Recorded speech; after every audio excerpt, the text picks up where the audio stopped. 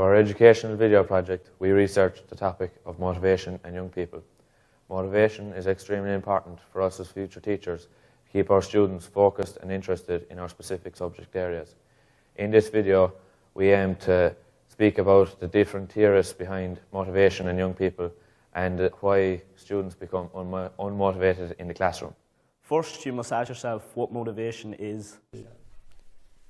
Motivation, mental and physical factors that stimulate desire and energy in people to remain interested and committed to a job, role or subject, or to make an effort to achieve a goal. Before we ask ourselves how young people become motivated, we must ask why they become distracted from their studies. New research has found that teenagers' brains continue developing far longer into adulthood than previously thought. Adolescents may look like young adults, but their brain structure resembles that of much younger children, according to the study to be published in the Journal of Neuroscience. But it's not the fault of the teenagers that they can't concentrate and are easily distracted. It's to do with the structure of their brains. Adolescents simply don't have the same mental capacities as an adult. Why students become unmotivated? Students become unmotivated because they don't see the point in participating in different activities and the relevance that they have to their studies.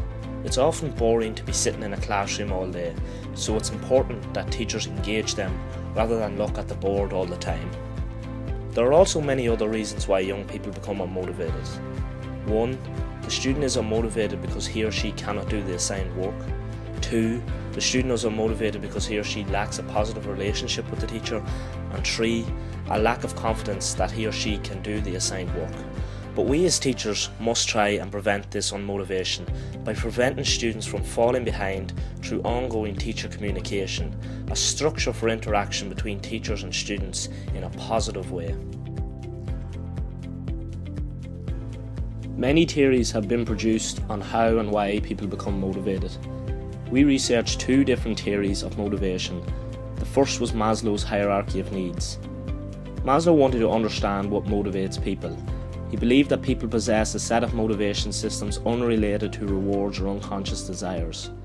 Maslow stated that people are motivated to achieve certain needs.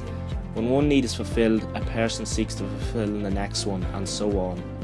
The earliest and most widespread version of Maslow's hierarchy of needs includes 5 motivational needs, often depicted as hierarchical levels within a pyramid, as shown.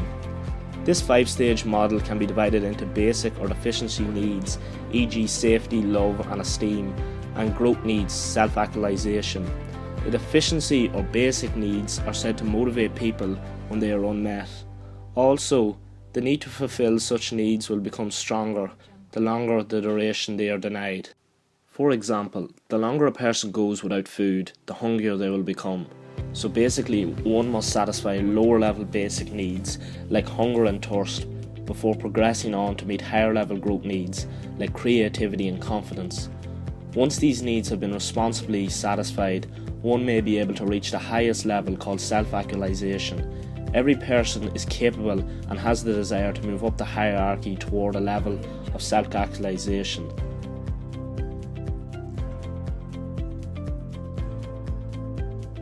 The other theory we researched was the drive reduction theory. Clark Hull was the behaviourist who developed the drive reduction theory of motivation. Drive theory grows out of the concept that people have certain biological drives, such as hunger and thirst. As time passes, the strength of the drive increases if it is not satisfied, in this case by eating. Upon satisfying a drive, the drive's strength is reduced. This theory became well known in the 1940s and 50s. Many of the motivational theories that arose during the 1950s and 60s were either based on Hull's original theory or focused on providing alternatives to the drive reduction theory, including Maslow's theory, which emerged as an alternative to Hull's approach. Drive reduction theory also emphasises the role that habits play in the type of behavioural response in which we engage. A habit is a pattern of behaviour in which we regularly engage. Once we have engaged in a behaviour that sexually reduces a drive, we are more likely to engage in that behaviour whenever faced with that drive in the future. A carefully planned lesson increases the teacher's confidence and this effort will rub off and help motivate students. If the teacher has to take time out in a class to work out something for themselves, the teacher will lose the students' attention very quickly. The teacher needs to engage with the students by speaking out to the class and only looking at the board or textbook when necessary. The teacher needs to make the students comfortable enough to ask questions. If young people feel that they can't ask questions, they will not know what is going on and ultimately lose interest in what's being taught. Success or failure should not be determined by the results. Provide opportunities for all students to experience success by setting short and long-term goals for the individual and the class. Examples of goals include trying to achieve a certain score on a test, or personal best performance, or getting to class on time. Make sure you recognise when goals are achieved. The teacher needs to provide challenges instead of just giving the students a problem and then giving them the answer straight away. They should be given a chance to work it out for themselves. Most of all, the teacher needs to be motivated and enthusiastic themselves, and this will rub off on the students. Young people are often heard to say, "I hope the teacher is in a good mood." This indicates that the mood of the teacher affects how young people enjoy their class and learning. The environment a teacher creates, what they say and how they say it, should be consistent, caring and enthusiastic.